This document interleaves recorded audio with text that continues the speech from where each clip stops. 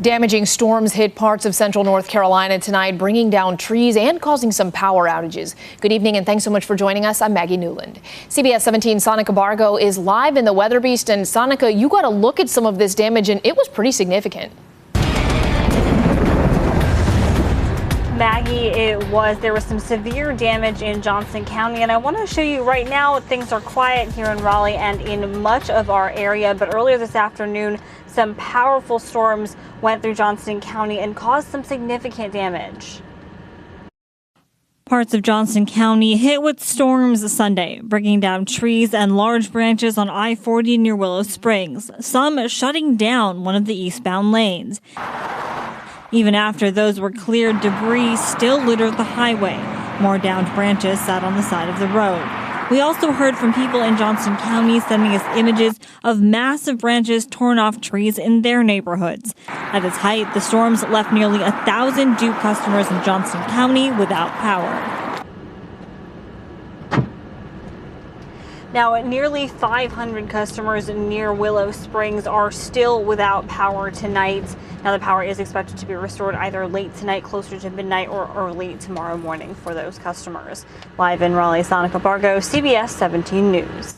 All right, thanks for that, Sonica. And Lance, we want to turn to you because we heard from some viewers who they were in the worst of the storm and they said it actually felt a little bit like a tornado. So what happened here? Yeah, so of course the damaging wind gusts, they kind of feel like when you're inside of that, I'm not surprised to hear that from viewers because it has that appearance, some very strong winds, of course, a lot of heavy rain as well. Let's go and pull up Max 2. We're going to show you what radar looked like earlier this afternoon as these thunderstorms moved through. Look at all the lightning output from that quickly developing thunderstorm that again moved through Johnston County there and had that the damaging wind gusts thanks to a microburst. This is a look again with the lightning. It shows just how tall this storm was that built up very quickly. Now we're going to take a look at the winds. You can see the green winds on the top right. Those are winds that are going away or going to the northeast, and then winds to the southwest, they're going, well, then the red, they're going to the southwest.